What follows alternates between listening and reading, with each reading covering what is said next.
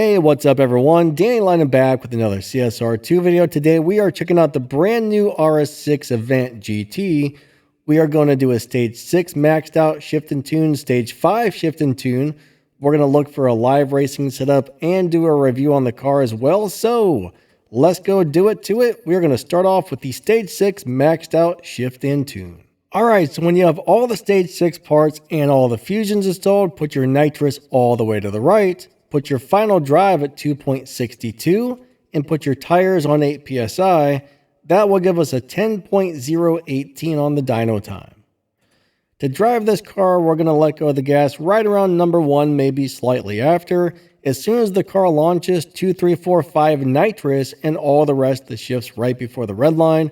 And I've always sucked at driving these, but here we go. It's just about the same as the other RS6s, but 3, 2, 1, go, 2, 3, 4, 5 nitrous, and I missed it right there. No matter what I do, I just keep screwing it up. So I hate these RS6 cars. Even though they're really good cars, I do not do well at this particular shift pattern. I can never understand why.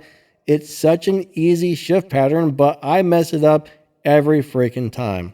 So we should be in the 9.5s or 9.6s. I keep running in the 9.6s and 9.7s, but that's pretty much how you do it on stage 6. So before we get to the stage 5 shift and tune, huge shout out to YouTuber Nitro for CSR for access to this account so we can do shift pattern videos and teach you guys about the cars. Alright, so when you have this car on stage 5 parts only with all the fusions installed, put your nitrous all the way to the right. Put your final drive around 2.91. Tire pressure 8 psi, and that's going to give us a 12.099 on the dyno time. So of course to drive it, we're pretty much going to do the same exact thing. So hold down the gas to right about number 1, maybe let go just a little bit after.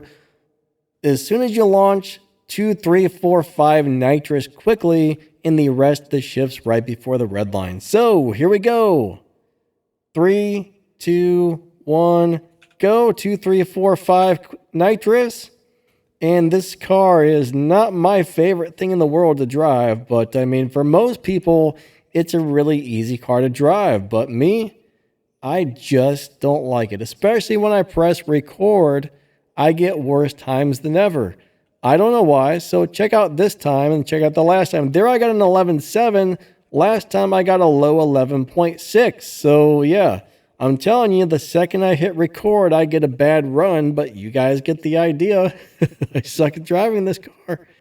All right, now we're going to set this car up for a low performance point high Evo tune. These are normally the type of things that are either good for beating the dyno time and or live racing, depending on the car. But we're going to fit our engine back to stock for the low performance point high Evo tune. Turbo stock, intake stock, put your nitrous on 3, put your body on 5, put your tires on 3, and your transmission on stage 5, and that's going to give us good results. You could probably throw a couple of stage 6 parts on here and get a better experience, but I try to find the least amount of parts possible, which is easier for most people, so we're going to go with that. We put our nitrous all the way to the right. Final drive, 2.40, tire pressure, 8 psi.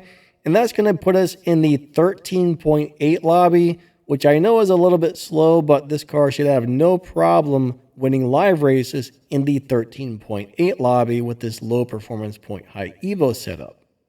So what we're going to do is a very basic shift pattern. We're going to pretty much hold down the gas, let go right about number 1. Right after it launches, just second the nitrous, all the rest of the shifts right before the red line. 3, 2, 1, go. Second nitrous, or you could go 2, 3, 4 nitrous or 2, 3, 4, 5 nitrous. It doesn't seem to make a huge difference, but this is the easiest, which is probably why you should go with that particular shift pattern, just because it's easy.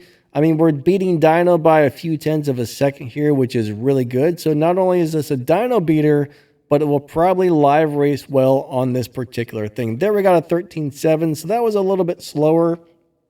If you play around with your launch and when you hit the nitrous and all that stuff, it all plays a part in that. But that gives you a really good idea. So 13.7, and that's going to be in the 13.8 lobby. So should be a pretty good car on that particular setup. All right, so now we're going to go ahead and do a little bit of a review. So this is a really strange car. It's not going to be something you can beat Tempest with, right? In order to do Tempest 3 Tier 4, you have to do 0 to 60 in 1.3 seconds. This car is a little bit slow on the acceleration. The top speed's good. Everything's pretty good except for it's low on the acceleration. So it'll do everything except for the 0 to 60 time needed for Tempest.